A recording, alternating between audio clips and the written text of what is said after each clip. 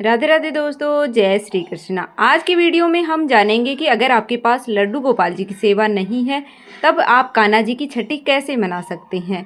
तो देखिए, जिसने भी जन्माष्टमी की है उन सभी के लिए कान्हा जी की छठी मनाना जरूरी होता है। अब जिनके पास लड्डू गोपाल जी नहीं है तो वह लड्डू गोपाल जी की छठी कैसे मनाते हैं। जिनके पास लड्डू गोपाल जी की सेवा है तो उन्हें लड्डू गोपाल जी की छठी है वो मनानी है, और जिनके पास नहीं है लड्डू गोपाल जी की सेवा उनको छठी कैसे मनानी है। तो देखिए, कान्हा जी की छठी मनाने के लिए छठी के दिन शाम के समय हमें छठी का पूजन करना होता है। उसके लिए हम एक चौकी लगा लेंगे, चौकी पर पीले रंग का वस्त्र बिछा लेंगे। अब इस पर थोड़े से फूलों का आसन दे करके भगवान श्री कृष्ण जी की फोटो या मूर्ति, जो भी स्वरूप आपके पास है, उन्हें विराजित कर लेंगे। देखिए, छठी के दिन दूध का बहुत अधिक महत्व है, इसलिए अगर आपके पास भगवान श्री कृष्ण जी का फोटो है तो उनको आप दूध से छींटे लगा करके भाव रूप में दूध से स्नान करा देंगे। उसके बाद में हम भगवान श्री कृष्ण जी के पास ही दूध को रख देंगे और फिर जल के छींटे लगा करके भाव रूप में जल से स्नान करा देंगे। इसके बाद देसी घी का दीपक जलाएंगे। फिर हम, क्योंकि हमने फोटो लिया है तो फोटो को हम वस्त्र के रूप में कलावा यानी कि मौली समर्पित करते हैं।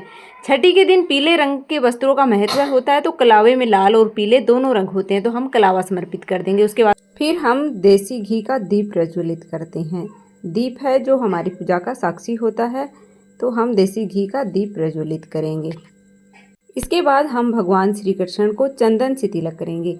अगर आपके पास चंदन नहीं है तो फिर आप हल्दी से भी वो तिलक कर सकते हैं।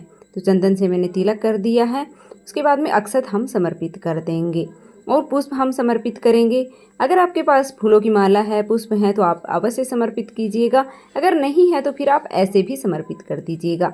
और देखिए, छठी के दिन है वो बच्चे को पहली बार काजल लगाया जाता है, तो यहाँ पर मैं चम्मच से वो काजल बना रही हूँ। इस तरह से हम दिए पर उल्टा करके और काजल बना लेंगे। तो आप नई चम्मच ले लीजिएगा या फिर आप पूजा के लिए जो इस्तेमाल करते हैं वह चम्मच आप ले लीजिएगा। फिर थोड़ा सा चिकना करके और हम भगवान श्री कृष्ण को काजल लगा देंगे। बाकी जो बचा हुआ काजल है हम घर के सभी सदस्यों को लगा देते हैं। यह बहुत ही अच्छा रहता है। तो बाकी बच जाता है वह काजल आप अपने घर के सभी सदस्यों को ज़रूर से लगाएं। फिर हम दक्षिणा चढ़ाते हैं। तो यथासंभव आपको दक्षिणा अवश्य चढ़ानी है। अगर आप लड्डू गोपाल जी की सेवा करते हैं तो इसे वारनी बोलते हैं। फिर लड्डू गोपाल जी के लिए ही उनका कोई सामान लिया जाता है।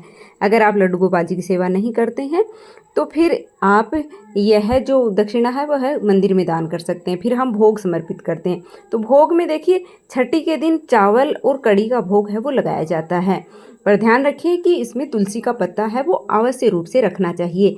आप इसके अलावा कोई मिठाई भी है वह भी भोग समर्पित कर सकते हैं, लेकिन कड़ी चावल का भोग आपको अवश्य रूप से समर्पित करना। फिर जल हम समर्पित कर देंगे और हाथ जोड़ करके भोग स्वीकार करने के लिए प्रार्थना करेंगे। फिर बांस की जो बांसुरी है वह हम भगवान श्री कृष्ण को समर्पित करते हैं, क्योंकि भगवान श्री कृष्ण को बांसुरी है वो बहुत ही अधिक प्रिय होती है। तो इस तरह से हम सरल तरीके से छठी का पूजन करते हैं। उसके बाद में हम आरती करते हैं।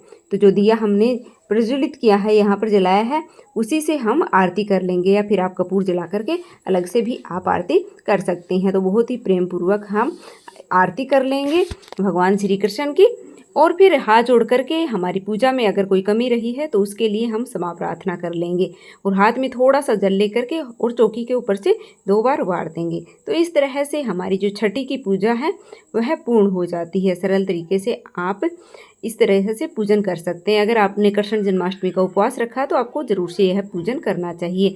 फिर जो दक्षिणा है वह हम पंडित को दान कर देंगे। जो दूध है उससे हम खीर बना लेंगे, या जो घर में दूध यूज में आता है उसमें हम मिक्स कर लेंगे, और जल है वह हम अर्पित कर देंगे सूर्य देवता को, और जो भोग हमने चढ़ाया है वह हम सभी प्रसाद के रूप में ग्रहण कर लेते हैं।